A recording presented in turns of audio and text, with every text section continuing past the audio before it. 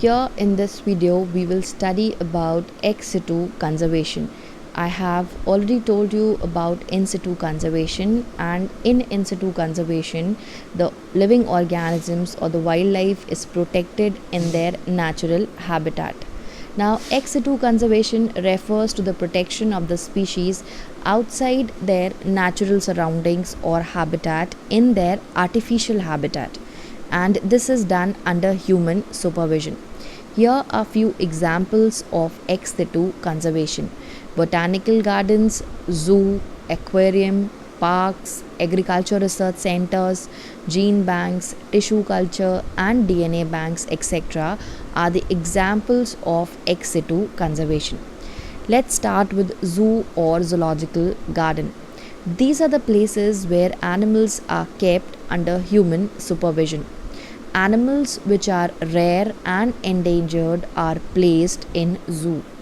Zoo plays an important role in breeding of rare and endangered species of animals. It is also the center of public education and awareness about the species endangered. Now let's see botanical garden. These are the places where different plants are grown for scientific research. Many local and exotic plants grow here, and focus is laid on ornamental center for public awareness and education about various floral species. Here are two pictures of botanical garden. Then gene bank. These are the centers where plant species are stored in the form of seed, pollen grains, cells, or tissue culture, or the whole plant under low temperature. They provide wide range of plant genes through which breeders can develop new and improved varieties. And in case there is a threat to any plant species, then its number can be maintained at an optimum level by developing plants from gene banks.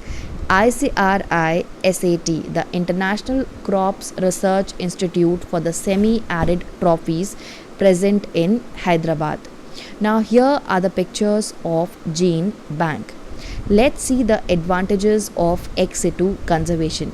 It is a very useful method for endangered species.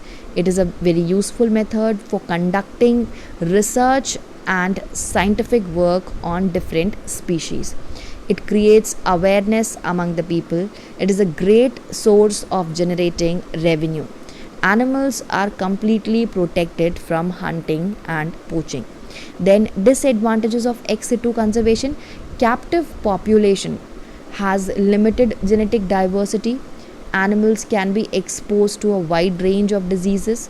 The organisms are living outside their natural habitat. Animals may not behave as normal, making reproduction difficult.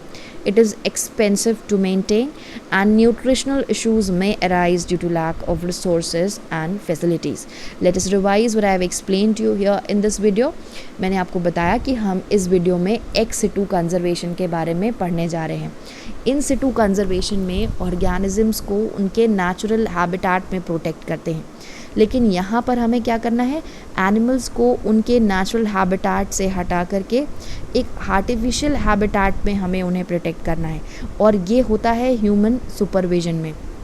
Artificial habitat उनका जैसे कि botanical garden हो गया, zoo हो गया, fishes के लिए aquarium हो गया, पार्क्स हो गए, एग्रीकल्चर रिसर्च सेंटर हो गया, जीन बैंक हो गया, टिश्यू कल्चर हो गया, डीएनए बैंक्स एक्सेट्रा. अब इस वीडियो में हम पढ़ेंगे जूलॉजिकल गार्डन या ज़ू के बारे में, बोटानिकल गार्डन के बारे में और जीन बैंक्स के बारे में.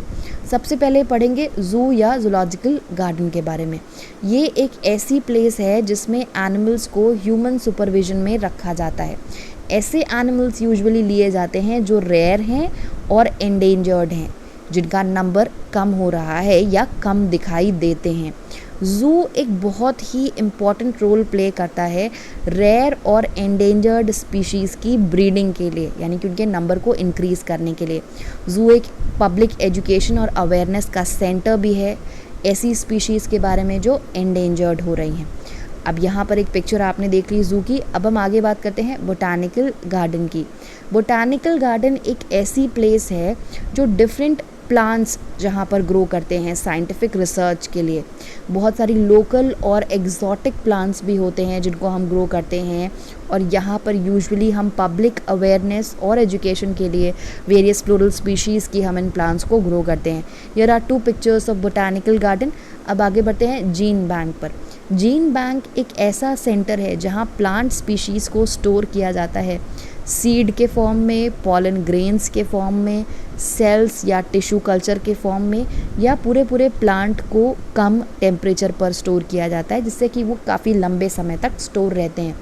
ये जीन बैंक क्या करता है, एक प्लांट जीन्स की वैरायटी प्रोवाइड करता है जिससे कि ब्रीडर्स क्या करते हैं, नई और इम्प्रूव वैरायटी भी प्लांट की प्रोड्यूस कर सकते हैं। उसके साथ साथ सबसे इम्पॉर्टेंट पॉइंट ये हो सकता है कि अगर मान लीजिए कोई प्लांट स्पीशीज़ थ्रेटेंड है या उसका नंबर कम हो रहा है, उसके नंबर को मेंटेन नहीं किया जा सकता, तो उसके नंबर को ऑप्टिमम लेवल पर मेंटेन करने के लिए हम जीन बैंक से उसका पार्ट लेकर के उसको डेवलप कर सकते हैं। एक इंस्टीट्यूट यहाँ है, international crops research institute for the semi arid trophies, ये हैदराबाद में है। This is a gene bank. यहाँ पर जीन बैंक्स की कुछ पिक्चर्स हैं। अब बात करते हैं advantages of ex situ conservation. ये एक बहुत ही यूज़फुल मेथड है एंडेंजर्ड स्पीशीज़ को प्रोटेक्ट करने के लिए। एक ऐसा मेथड है जिसमें हम रिसर्च और साइंटिफिक वर्क अलग अलग स्पीशीज़ पर बहुत ही आसानी से कर सकते हैं। पब्लिक में अवेयरनेस जनरेट होती है। रेवेन्यू जनरेट करने के लिए भी एक बहुत इंपॉर्टेंट सोर्स है। लोग आते हैं, टिकट्स खरीदते हैं, ज़ू में अंदर जाते हैं, एक रेवेन्यू का सोर्स हो जाता है। और यहाँ पर हंटिंग और पोचिंग कम्प्लीटली प्रोटेक्टेड रहती है, यहाँ हंटिंग और पोचिंग हो ही नहीं सकती। अब अगर हम डिसएडवांटेजेस की बात करें एक्स सिटू में, तो जो कैप्टिव पॉपुलेशन है, कैप्टिव का मतलब होता है जो कन्फाइंड पॉपुलेशन है, इम्प्रिजन पॉपुलेशन जो है, उसकी एक लिमिटेड जेनेटिक डाइवर्सिटी यहाँ पर प्रेजेंट है। और एनिमल्स ऐसा भी हो सकता है क्योंकि वहाँ लोग जाते हैं तो ऐसा हो सकता है कि डिजीज़ पर को भी एक्सपोज हो सकते हैं, किसी भी डिजीज़ को। और सबसे इम्पॉर्टेंट बात कि यहाँ पर ऑर्गेनिज्म जो होते हैं वो अपने नेचुरल हैबिटेट में नहीं रह पाते हैं। फिर ऐसा भी हो सकता है कि एनिमल्स नॉर्मली बिहेव ना करें जिसकी वजह से रिप्रोडक्शन प्रोसेस डिफ़िकल्ट हो जाए, तो हम स्पीशीज़ के नंबर को नहीं बढ़ा पाएँ। उसके बाद एक्सपेंसिव टू मेंटेन, हमें एनिमल्स का ध्यान रखना है, उन्हें प्रॉपर खाना देना है, उनको कोई डिज़ीज़ ना हो जाए, उसके लिए हमें सब चीज़ों का ध्यान रखना है। न्यूट्रिशनल इश्यूज़ भी हो सकते हैं, हो सकता है उनको वो प्रॉपर रिसोर्सेज और फैसिलिटीज़ ना मिलें जो उनको नेचुरल हैबिटेट में मिलती हैं। So this was about the ex situ conservation, its advantages and disadvantages. Thank you.